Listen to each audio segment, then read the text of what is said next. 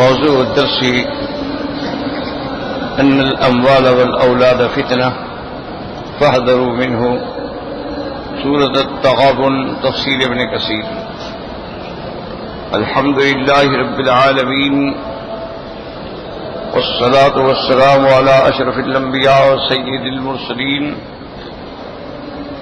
سيدنا محمد وعلى آله وأصحابه أجمعين.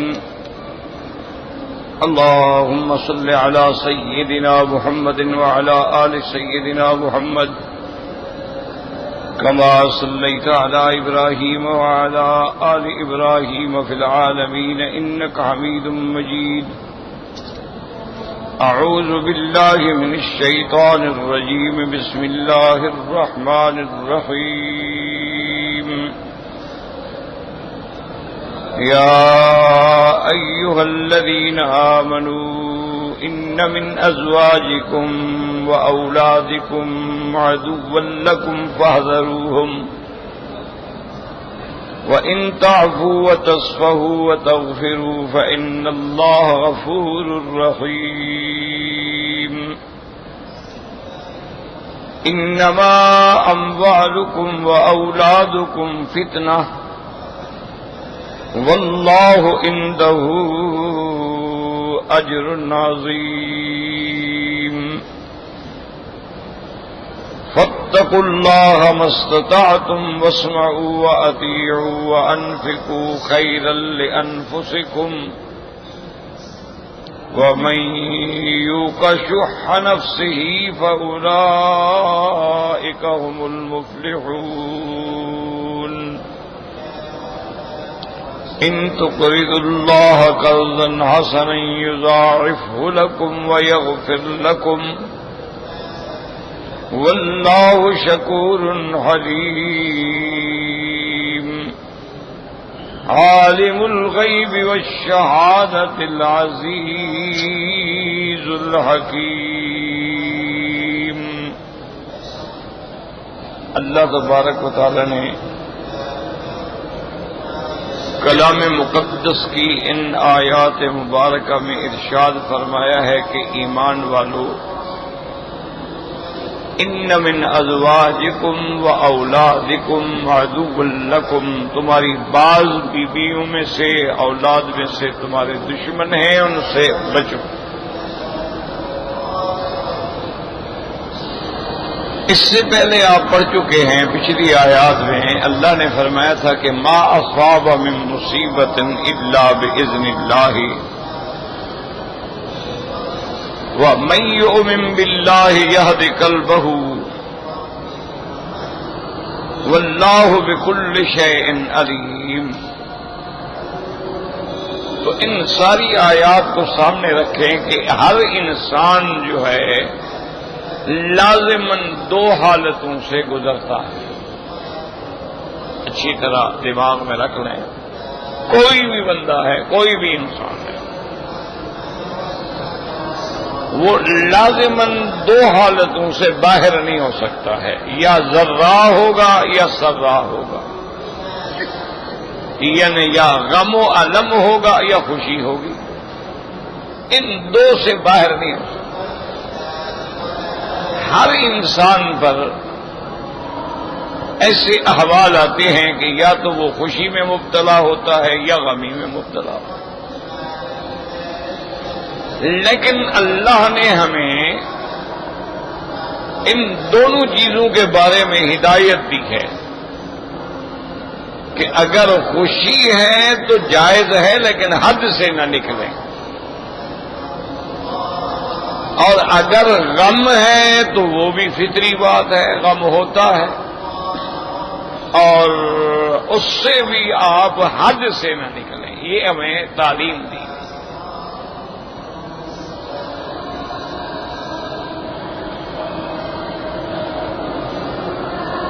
اس کی مثال یہ تو ناممکن ہے نا کہ انسان ہو اور اس کو خوشی نہ ہو. انسان ہے، خوش ہوتا ہے. اگر اس کو اللہ اولاد دیں گے خوش ہوگا، اگر جہاد ہے کامیابی ہوگی تو خوش ہوگا. فبذلک فلیفرح المؤمنون، مومنوں کو خوشی ہوگی. کوئی نعمت ملے گی تو خوش ہوگا. یہ فطری بات ہے، اس سے اللہ ہمیں منع نہیں کرتے ہیں کہ آپ خوشی نہ ہوں۔ اور اسی طرح اگر کوئی مصیبت آئے تو تب بھی انسان پہ ایک غم کی کیفیت لازمی آتی ہے۔ اسلام غم سے منع نہیں کرتا ہے، یعنی آپ غم میں تجاوز نہ کریں۔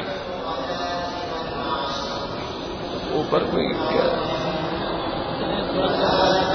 اچھا قرآن پاک کا وہ ہو رہا ہے، ماشاءاللہ ماشاءاللہ ماشاءاللہ۔ مسابقہ ہے نا قرآن مقدم کا، ساری دنیا سے قراء آئے ہیں ماشاءاللہ۔ اللہ اس حکومت کو جزائے خیر دے، یہ بہت بڑی خدمت ہے۔ قراء کو 5 اسٹار ہوٹلوں میں ٹھہرایا جاتا ہے تاکہ ان کو پتہ لگے کہ ہم باعزت لوگ ہیں، پھر مقابلہ ہوتا ہے، پھر انعام دیے جاتے ہیں، تو بچوں کے دل میں شوق پیدا ہوتا ہے کہ یار میں بھی ایسے حافظ بنوں تاکہ میں بھی انعام لوں۔ یہ بہت بڑی خدمت ہے، اللہ تبارک و تعالی قبول فرمائے۔ تو اب دیکھیں جی، مثلا انسان ہے، خوشی ہے، شادی ہے، خوشی ہے، اولاد ملی، خوشی ہے، فتح ملی، خوشی ہے، لیکن اب حد سے نکل جائے کہ اب خوشی کا معنی یہ ہے کہ گانے بجانے اور ڈھول ڈھمکے اور یہ حرام ہے۔ اسی طرح غم ہے، حضور صلی اللہ علیہ وسلم اپنے بیٹی کے بیٹے کو گود میں لے کے بیٹھے تھے اور وہ دم توڑ رہے تھے، اور سرکار دو عالم فرما رہے تھے کہ واللہ یا ابراہیم انا بفراقک لمحزونون، ہم آپ کے غم میں اداس بیٹھے ہیں، ولا نقول الا کما یحب ربنا ویرضا، لیکن ہم نہیں کہیں گے مگر وہ جس پہ اللہ راضی ہو، انا للہ و انا الیہ راجعون۔ اب حضور آنسو بہا رہے ہیں۔ تو ایک صحابی نے حضور سے عرض کیا کہ حضور آپ آنسو بہا رہے ہیں، میری تو کئی اولادیں ہیں جن کو میں نے جاہلیت میں خود اپنے ہاتھوں سے زندہ دفن کر دیا، میرے تو آنسو نہیں نکلے۔ تو آپ نے فرمایا کہ بھی دل کے اندر شقاوت یا سعادت تو اللہ ہی پیدا فرماتے ہیں نا، تو اگر آپ میں اتنی شقاوت تھی تو اس کا ہمارے پاس کیا حل ہے؟ القلب یتألم والعین تدمع، دل کو تکلیف ہوتی ہے اور آنکھیں آنسو بہاتی ہیں، تو آنسو بہانا منع نہیں ہے، غم کا آنا منع نہیں ہے، لیکن اب غم میں حد سے نکل جاؤ کہ ماتم کرو اور سیاہ کپڑے پہنو اور ایک کپڑے پھاڑ ڈالو اور زنجیروں سے ماتم کرو اور سر میں چاقو مار دو، تو یہ چیزیں جو ہے یہ شریعت میں حرام۔ تو اللہ تبارک و تعالی نے ان کو کہتے ہیں موانعات، یاد رکھو اصطلاح علماء میں ان کو کہتے ہیں موانعات، وہ چیزیں جو ہمیں دین سے روکنے والی ہیں۔ اچھا، اللہ پاک نے کسی بھی جگہ کوئی موانع بیان نہیں کیا مگر ساتھ علاج بھی بتایا ہے۔ اللہ تبارک و تعالی نے کبھی بھی کسی بھی جگہ کسی چیز سے منع کیا ہے، علاج بھی بتایا ہے۔ اب دیکھو، اللہ نے کہا زنا حرام ہے لیکن 4 شادیاں جائز ہیں۔ اللہ نے فرمایا خنزیر حرام ہے لیکن بکرا اور ماشاءاللہ ہرن سب حلال ہے۔ اللہ نے فرمایا کہ شراب حرام ہے لیکن تمام مقویات جو ہیں اور ماء اللحم جو ہیں وہ حلال ہیں۔ تو اس لیے یہاں بھی سب سے پہلا سبق تو ہمیں یہ دیا گیا کہ ما اصاب من مصیبت الا باذن اللہ، کوئی مصیبت نہیں آتی مگر اللہ کے حکم سے، تو جب اللہ کا حکم ہے تو کون ٹال سکتا ہے؟ علاج کیا ہے؟ من یؤمن باللہ یہد قلبہ، جو اللہ پر کامل ایمان رکھتا ہے اللہ اس کے دل کو تسلی سکون دیتے ہیں اور اس کو کلمہ استرجاع نصیب ہوتا ہے، وہ کہتا ہے انا للہ و انا الیہ راجعون۔ اب آگے مستقل علاج کیا فرمایا؟ اطیعوا اللہ و اطیعوا الرسول، اللہ کی اطاعت کرو، اللہ کے رسول کی اطاعت کرو۔ اور پھر آگے تحذیر ہے، اس کو تحذیر کہتے ہیں فَإِن تَوَلَّيْتُمْ، اگر تم نے رخ پھیرا، فَإِنَّمَا عَلَىٰ رَسُولِنَا الْبَلَاغُ الْمُبِينُ، ہمارے پیغمبر کے ذمے تو کھول کے پہنچانا ہے، نہیں مانو گے تو تمہارا نقصان ہوگا۔ اور پھر آگے بتایا کہ یہ ایمان کیا ہوگا، فرمایا اللہ لا الہ الا ہو، اللہ کی ذات ہے، کوئی معبود برحق نہیں مگر اللہ، وعلی اللہ فلیتوکل المؤمنون، اللہ ہی کی ذات پہ ایمان والے توکل کرتے ہیں، آسرا کرتے ہیں، بھروسہ کرتے ہیں۔ اب دوسرے موانع بتا رہے ہیں، یہ بھی موانعات ہیں کہ یا ایھا الذین آمنوا ان من ازواجکم واولادکم عدو لکم فاحذروہم،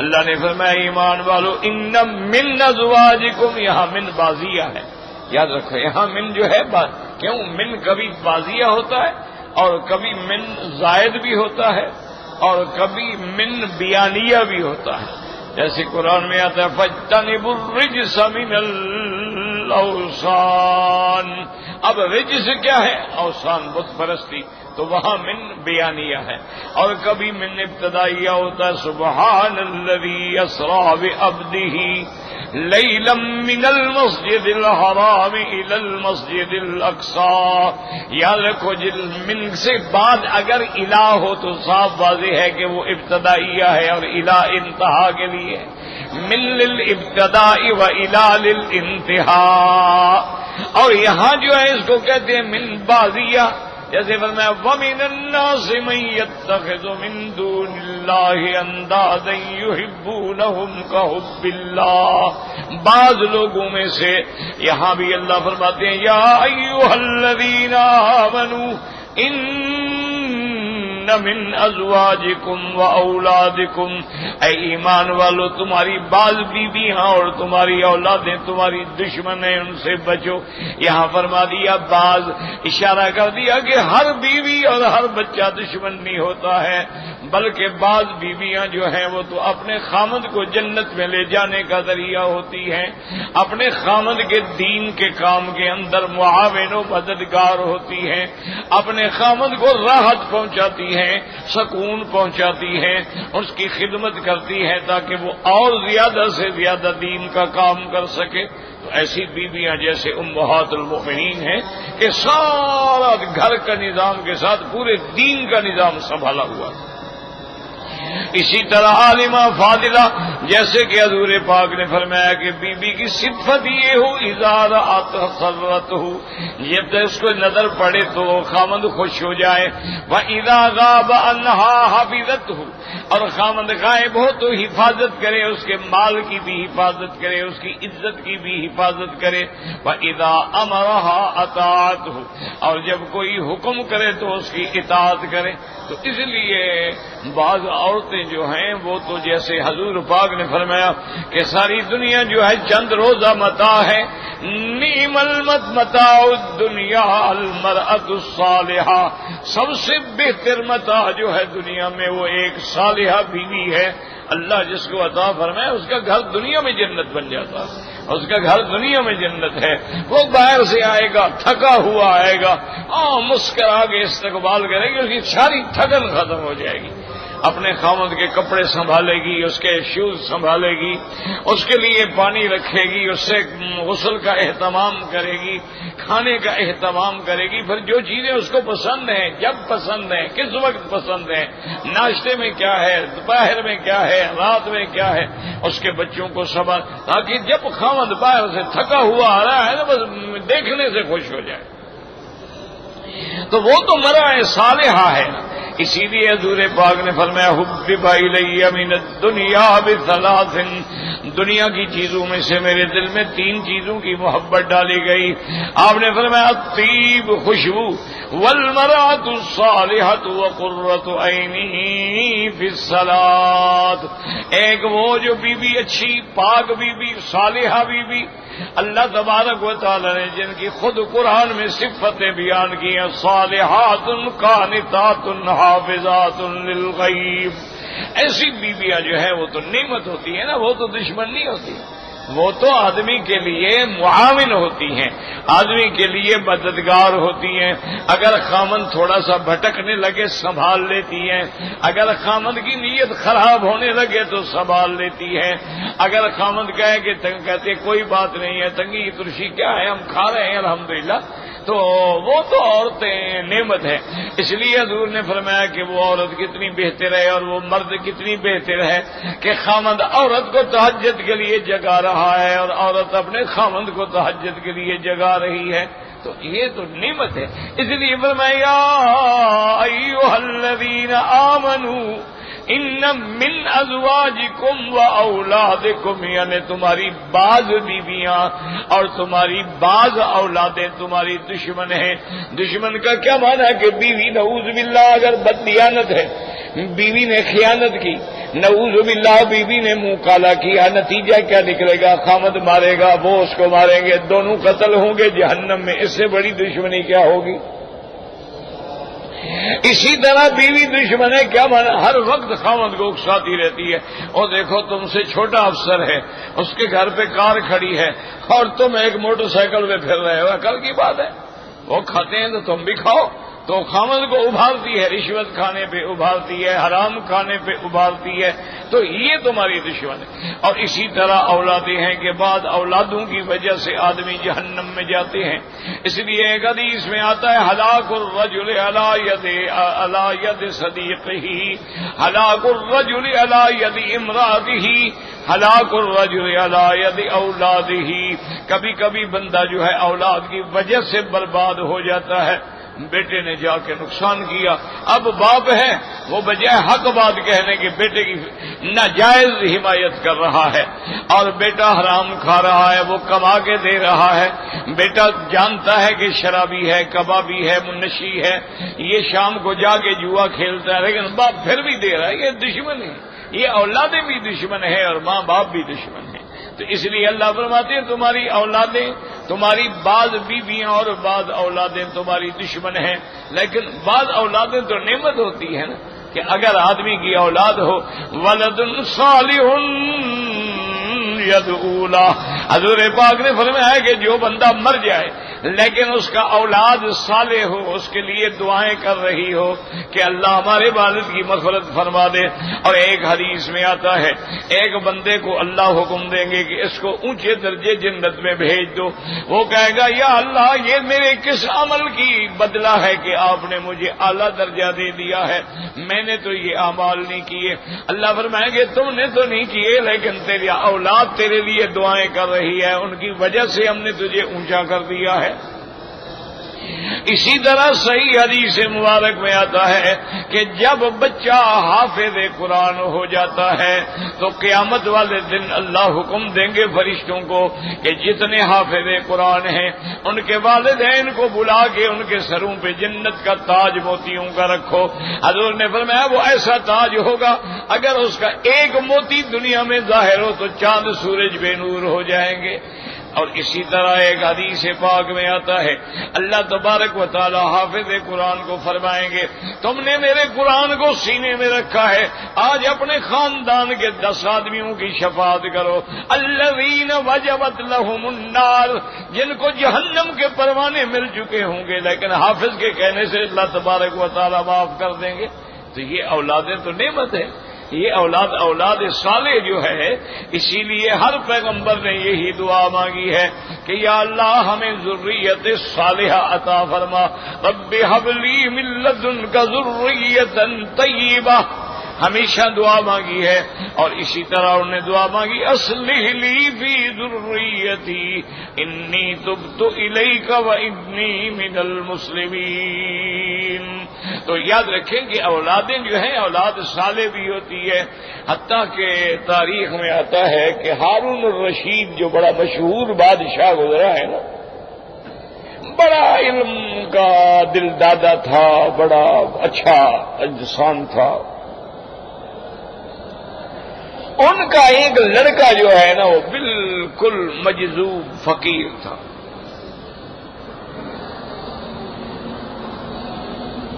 تو ایک دن رات کو بادشاہ کے دربار میں کوئی باہر کے مہمان آئے، بڑا اہتمام تھا، بڑی دعوت تھی. تو بادشاہ نے جب سب کو بلایا تو حکم دیا کہ میرے اس بیٹے کو بھی بلایا جائے. اب وہ آیا تو وہ تو جناب وہی میلے کچیلے کپڑے، ٹھانکے لگے ہوئے کپڑے، پھٹی پرانی پاؤں میں جوتی،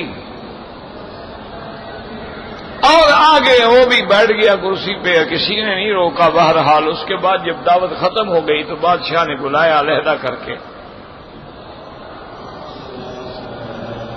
انہوں نے کہا بیٹا دیکھو یہ تم نے کیا حالت بنا رکھی ہے، آج تم نے مجھے دنیا کے لوگوں کے سامنے، مہمانوں کے سامنے بڑا ذلیل کر دیا ہے کہ یہ بادشاہ کا بیٹا ہے.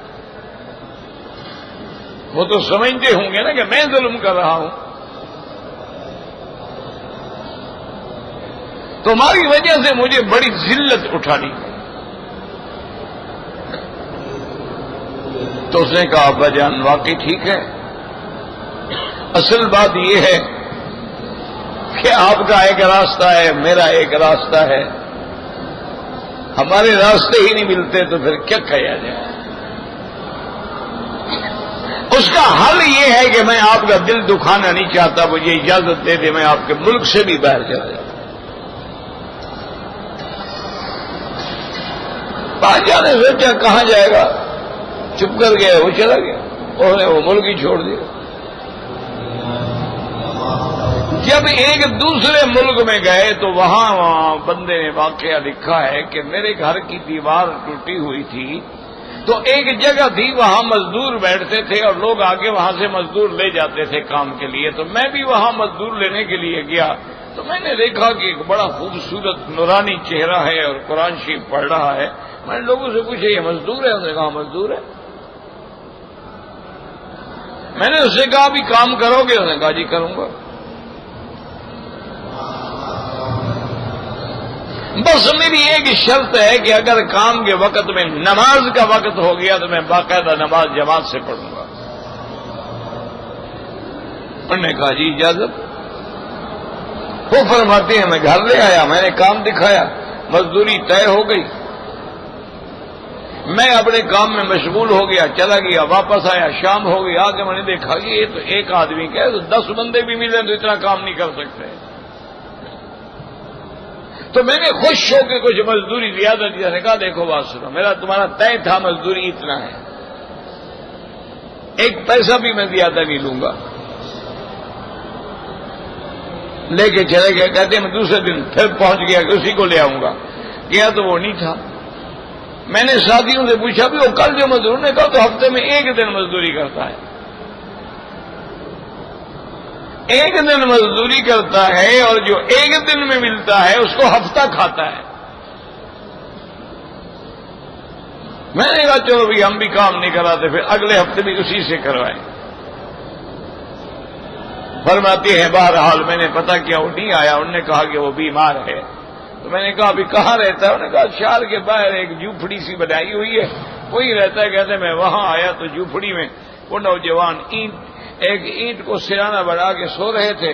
بال آپ کے جو تھے وہ بھی مٹی میں الجھ رہے تھے اور بخار سے بالکل پھنک رہے تھے. تو میں نے ہاتھ لگایا تو ہاتھ میرے ہاتھ بھی جلنے لگے. میں نے کہا اللہ کے بندے یہ تم نے کیا حالت بنا رکھی ہے، اٹھو چلو میں تمہیں کسی حکیم کے پاس لے جاؤں. اس وقت ڈاکٹر تو ہوتے نہیں. انہوں نے کہا میرے بھائی یہاں بیٹھ جاؤ، اب علاج کا کوئی فائدہ نہیں ہے، میرا جانے کا وقت آ گیا ہے.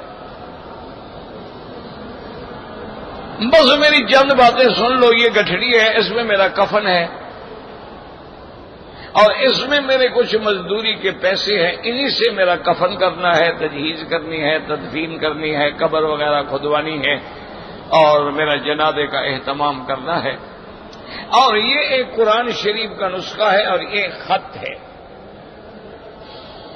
یہ جب اللہ تمہیں موقع دیں تو بادشاہ ہارون الرشید کو بھیجنا ہے. کہتے ہیں میں نے کہا ٹھیک ہے. وہ فوت ہو گئے. میں نے تجہیز و تکفین کی، جنازہ پڑھایا، دفن کیا اللہ کی شان ہے، اللہ والوں کے لیے پھر اللہ انتظام کرتے ہیں. کہتا جنازے میں اتنے لوگ آ گئے، میں سمجھ نہیں کہ ایک آدمی مزدور ہے جھوپڑی میں فوت ہوا، کسی کو پتہ ہی نہیں ہے.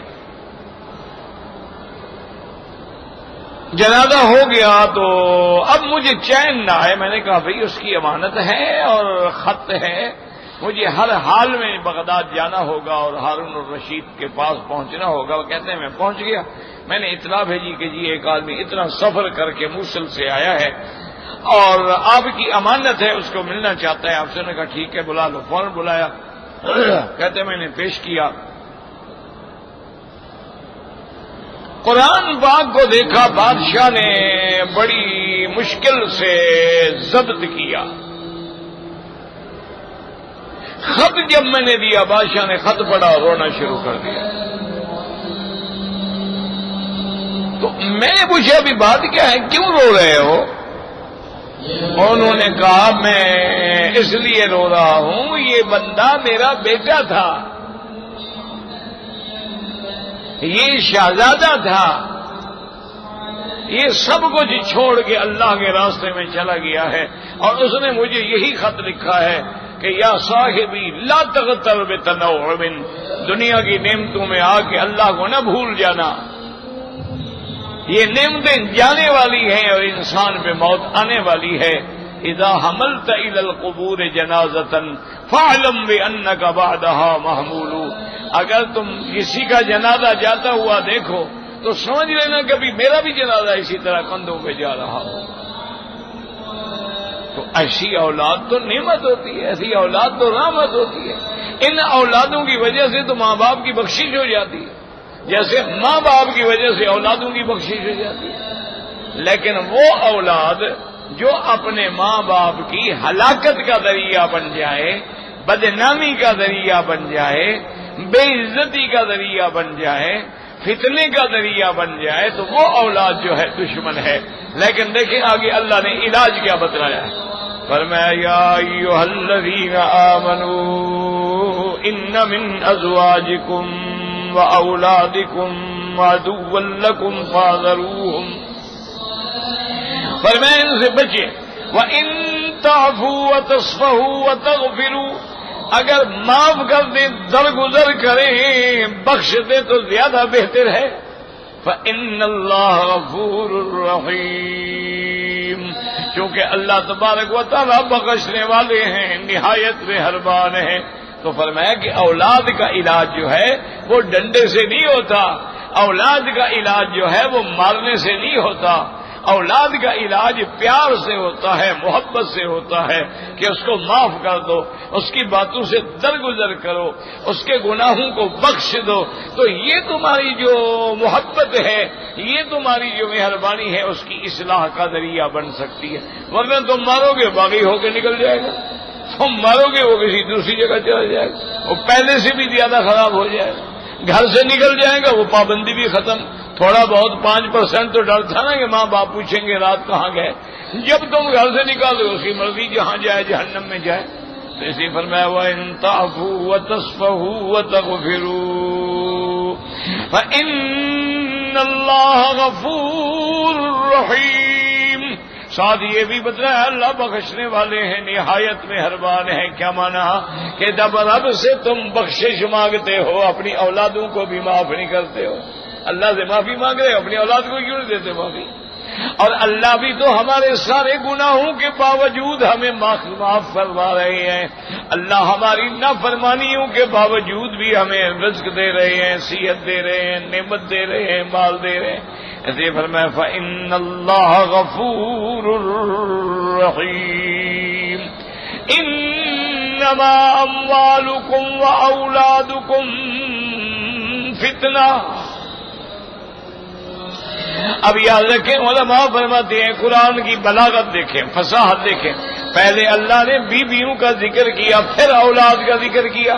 یا ایھا الذین آمنوا ان من ازواجکم وَأَوْلَادِكُمْ عَدُوٌّ لَكُمْ، تمہاری بعض بیویاں اور تمہاری بعض اولادیں، بیوی کا ذکر پہلے کیا اولاد کا بعد میں کیا، کیوں بیوی ہوگی تو اولاد آئے گی، پہلے تو اصل بیوی ہے، رات ہوگی تو دن آئے گا، بیوی ہوگی تو اولاد آئے گی، اور یہاں اللہ نے مال کو مقدم کر دیا، انما اموالکم واولادکم فتنہ، تمہارے مال تمہاری اولاد تمہارے لیے آزمائش ہے، تو اس سے پتہ لگا کہ مال کے فتنہ جو ہے وہ زیادہ شدید ہے، اس لیے اللہ تبارک و تعالی نے اموال کو مقدم کیا، اولاد پر بھی مقدم کر دیا ہے۔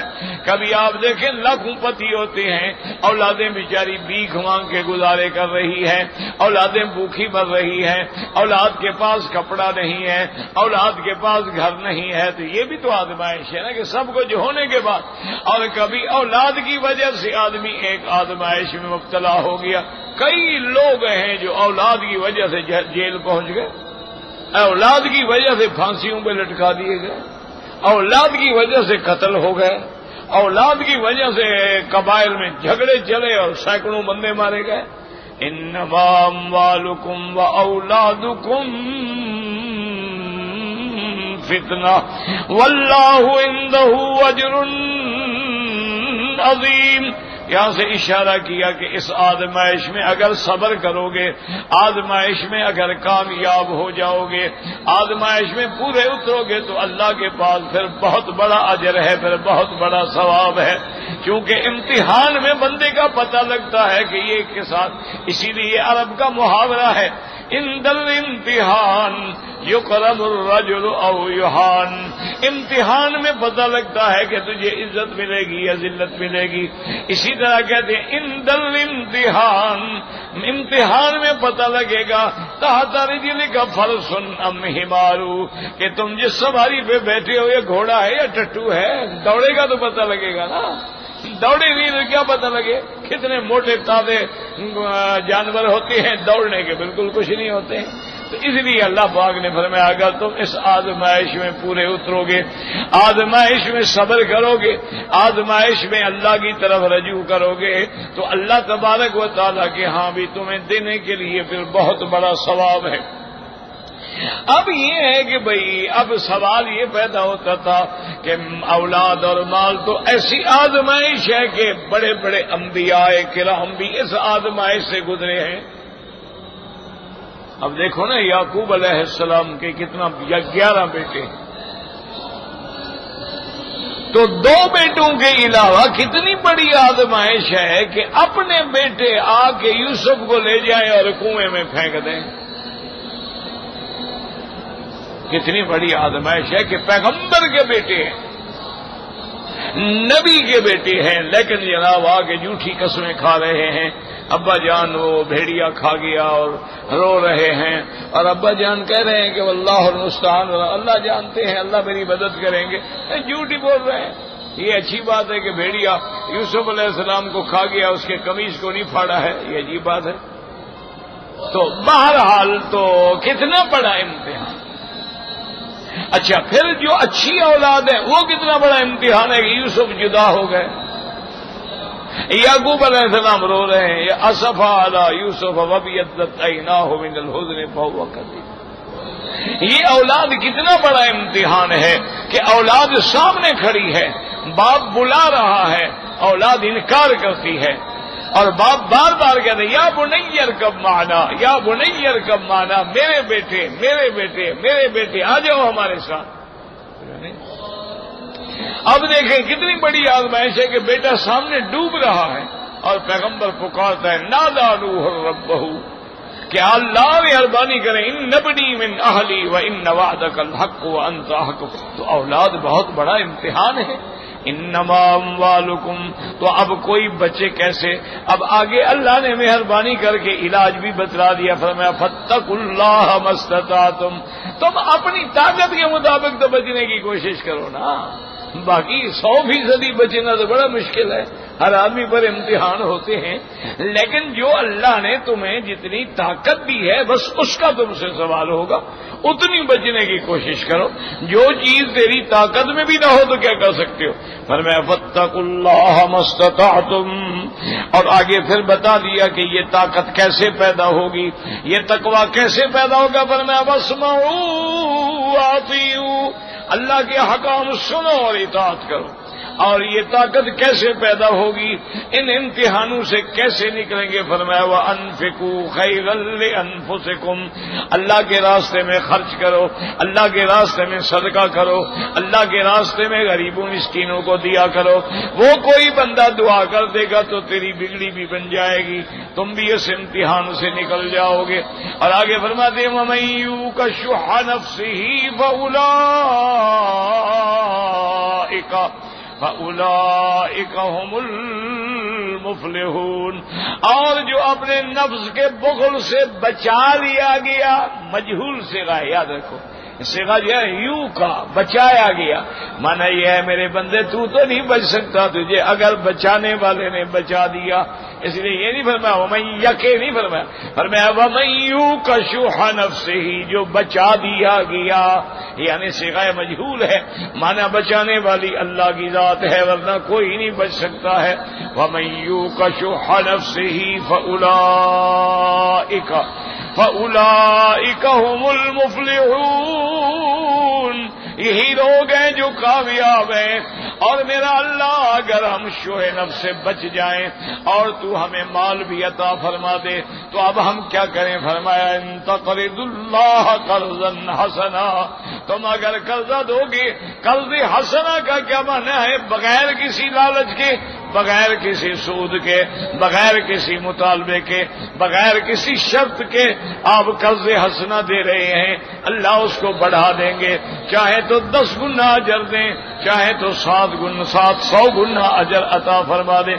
ان تقرضوا اللہ قرضا حسنا یضاعفہ لکم ویغفر لکم، صرف یہ نہیں کہ تیرا مال بڑھا دیں گے بل تیرے گناہ بھی معاف کر دیں گے۔ واللہ شکور حلیم، اللہ تبارک و تعالی قبول فرمانے والے ہیں، اللہ تبارک و تعالی حوصلے والے، حلم والے ہیں کہ ہمارے گناہوں پہ ہمیں سزا نہیں دیتے ہیں۔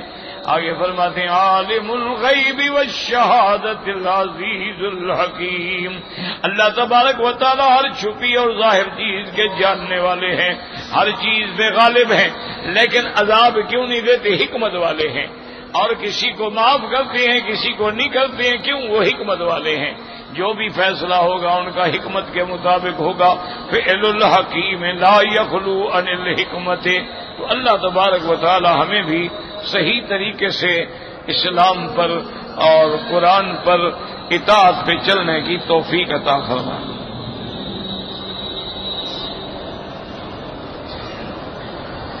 ایک بھائی نے سوال لکھا ہے کہ بعض صوفی حضرات جو ہیں وہ اپنے شاگردوں سے لا الہ الا اللہ کی ضرب لگواتے ہیں، تو کیا اس کی کوئی شرعی حیثیت ہے کہ نہیں ہے؟ میرا بھائی یاد رکھو،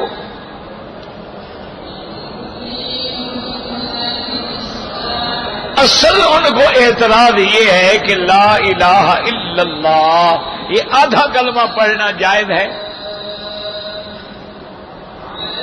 یا آدمی کو پورا پڑھنا چاہیے لا الہ الا اللہ محمد الرسول اللہ؟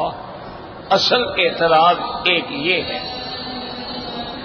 دوسرا ان کو یہ اعتراض ہے کہ وہ بزرگ جو طریقے بتلاتے ہیں کہ بھئی تم ایسے تصور کرو کہ میں دل سے غیر اللہ کو کھینچ کے باہر پھینک رہا ہوں اور الا اللہ کی ضرب لگا کہ میں اللہ کی ذات کو اپنے دل میں پورے ایمان و ایقان سے مان رہا ہوں، تو کیا یہ طریقہ جو ہے درست ہے یا غلط ہے؟ اچھا، بعض لوگ ذکر سری کرواتے ہیں، یعنی ذکر تو کرو لیکن آواز نہ ہو۔ بعض لوگ جو ہیں وہ صرف اس طریقے سے کہتے ہیں کہ بھئی مثلا علیحدہ بیٹھ جاؤ اور اپنا مراقبہ کرو کہ میں نے مرنا ہے، میری موت کا وقت آ گیا ہے، اب میرا کیا ہوگا؟ آگے قبر ہے، اندھیری قبر ہے، سب ساتھ بھی چھوڑ جائیں گے۔ اس کو کہتے ہیں مراقبہ موت۔ تو پہلی بات تو یہ سمجھو کہ یہ جتنے کام ہیں نا، تمہارا فرض یہ ہے کہ کسی اہل تصوف کے علم رکھنے والے سے رجوع کرو، اور اگر تم اہل علم ہو تو پھر تصوف کے بارے میں جو حضرت شیخ الاسلام ابن تیمیہ رحمت اللہ علیہ نے اپنے فتاوی میں جو لکھا ہے اس کو پڑھو اور بار بار پڑھو، پھر تمہیں سمجھ آئے گا تصوف کیا ہے۔ اور دوسری بات یہ سمجھ لیں کہ جن چیزوں کا ذکر قرآن میں فَاعْلَمْ أَنَّهُ لَا إِلَٰهَ إِلَّا اللَّهُ آگے نہیں ہے، تو کیا ہم یہ آیت نہیں پڑھیں گے؟ اب حضور نے فرمایا کہ من قال لا الہ الا اللہ دخل الجنہ، تو یہاں بھی حضور نے اگلا کلمہ نہیں پڑھا۔ اسی طرح حدیث میں ہے کہ حضور نے فرمایا من کان آخر کلامہ لا الہ الا اللہ دخل الجنہ، آپ نے اگلا حصہ نہیں پڑھا۔ تو اب آدھا پڑھنا اگر شرعن منع ہے تو اللہ کے نبی نے نہیں پڑھا ہے۔ کیا مانا کہ جب ہم نے آدھا پڑھا ہے تو اگلا حصہ تو معلوم ہے، اس میں کوئی شبہ ہی نہیں۔ جب آدمی لا الہ الا اللہ پڑھے گا تو محمد رسول اللہ تو معلوم ہے۔ تو جو چیز اتنا یقینی ہو اس کا ذکر ہی نہیں کیا جاتا۔ جیسے اللہ فرماتے انا انزلناہ فی لیلۃ القدر، انزلناہ، اب ہو ضمیر کدھر راجی ہے؟ قرآن، حالانکہ قرآن کا تو ذکر ہی نہیں ہے اس صورت میں، لیکن معلوم ہے ذکر کرنے کی ضرورت ہی نہیں۔ اچھا، اسی طرح حدیث مبارک میں آتا ہے کہ یہ دنیا میں قیامت قائم نہیں ہوگی، لا تقوم الساعہ، قیامت قائم نہیں ہوگی حتی لم یقل فی الارض اللہ اللہ اللہ۔ حضور نے فرمایا جب زمین میں کوئی اللہ اللہ کرنے والا نہیں ہوگا پھر قیامت آئے گی۔ اب وہاں حضور نے صرف اللہ کا نام لیا ہے، اللہ اللہ اللہ۔ تو اس لیے اعتراض نہ کیا کریں۔ یہ بزرگوں نے ایک طریقہ علاج ہے، جیسے ایک آدمی کو ملیریا ہو گیا ہے، ڈاکٹر کے پاس جاتے ہیں، وہ کہتے ہیں بھی اس کو ایسا کرو کہ کنین کی 2 گولیاں دے دو، بھئی 2 گولی صبح 2 گولی شام کنین کی کھاؤ، 2 گولیاں جو ہے یہ دردوں کے لیے بخار اتارنے کے لیے پانڈول کی کھا لو۔ ایک ڈاکٹر کے پاس جاؤ، کہتے ہیں بھی نہیں تمہارا ملیریا جو ہے نا وہ بڑا کلینک ہو گیا، وہ کہتا ہے اس کو انجیکشن لگاؤ فوراً۔ تو اب کوئی کہے یار عجیب ڈاکٹر، ایک گولی کھا لاتا ہے ایک انجیکشن لگاتا ہے، اس کا علاج ہے، طریقہ علاج ہے، کوئی اس سے کرتا ہے کوئی اس سے کرتا ہے۔ تو اصل میں ان بزرگ لوگوں نے انسانوں کی اصلاح کے لیے مختلف طریقے اختیار کیے تھے کہ بھی اس کی اصلاح ذکر سے ہوگی، اس کی اصلاح جو ہے تلاوت قرآن سے ہوگی، اس کی اصلاح جو ہے رات کو جاگنے سے ہوگی، اس کی اصلاح جو ہے موت کے یاد کرنے سے ہوگی، اس کی اصلاح جو ہے اس کے کبر اور غرور کو توڑنے میں ہوگی۔ تو یہ سارے طریقے ہیں، کوئی سائیکل پہ چڑھ کے مسجد الحرام آ جاتا ہے، کوئی پیدل چل کے آ جاتا ہے، کوئی موٹر سائیکل پہ آ جاتا ہے، کوئی گاڑی پہ آ جاتا ہے، تو ہم کہیں گے کیا بیوقوف ہے یہ، کیا سارے گاڑی پہ کیوں نہیں آتے یا سارے پیدل کیوں نہیں آتے؟ مقصد تو مسجد میں آنا ہے، کسی ذریعے سے آ گیا۔ تو بہرحال اعتراض کرنے کے بجائے بہتر بات یہ ہوتی ہے کہ جو لوگ اہل تصوف ہیں، چونکہ مجھے تو یہ علم ہے ہی نہیں، میں نے علم پڑھا نہیں ہے، تو ان سے جا کے سمجھیں، اعتراض نہ کریں۔ اعتراض کرنا بڑا آسان ہے، کوئی مشکل نہیں ہوتا، کسی پہ اعتراض کرنا ہو تو اس کی کون سی بڑی بات ہوتی ہے، لیکن بات کو بنانا جو ہے، اس لیے تخریب آسان ہے، بلڈنگ توڑنی ہو ایک دن میں کھڑے کھڑے نیچے آ جائے گی، لیکن بنانی ہو تو 4 سال لگ جائیں گے۔ تو اس لیے کسی اہل علم سے، جن لوگوں کا علوم تصوف سے واسطہ ہو، ان سے رجوع کریں تو زیادہ بہتر ہوگا۔ ورنہ سب سے بہتر یہ ہے کہ حضرت شیخ الاسلام ابن تیمیہ رحمہ اللہ کی جو فتاوی میں آپ نے تصوف کا باب لکھا ہے کہ کون سا تصوف جائز ہے اور کون سا غلط ہے، کون سا قرآن و سنت کے مطابق ہے اور کون سا جو ہے وہ ابداع و احداث و بدعات ہے۔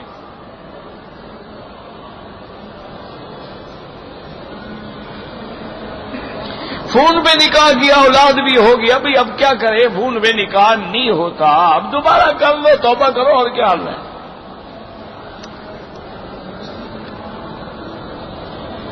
یہ کل بھی میں نے بتایا کہ مسجد کی کوئی چیز مسجد کے بغیر استعمال نہیں ہوتی، وہی رکھ لیتے ہیں۔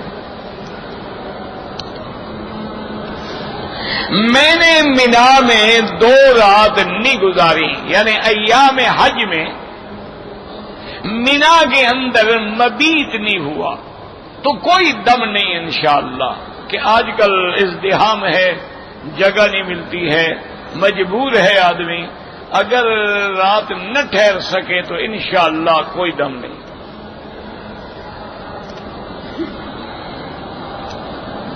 کہتے جی کہ میرا ایک دانت ٹوٹ گیا ہے، تو اگر میں نقلی دانت لگوانا چاہوں بالکل لگا سکتے، کوئی منع نہیں، بلکہ دانت تو سونے کا بھی لگا سکتے ہو، نقلی ویسے بھی لگا سکتے ہو، اگر چاہو تو سونے کا دانت بھی لگوا سکتے ہو، دانت تو لگانا جائز ہے۔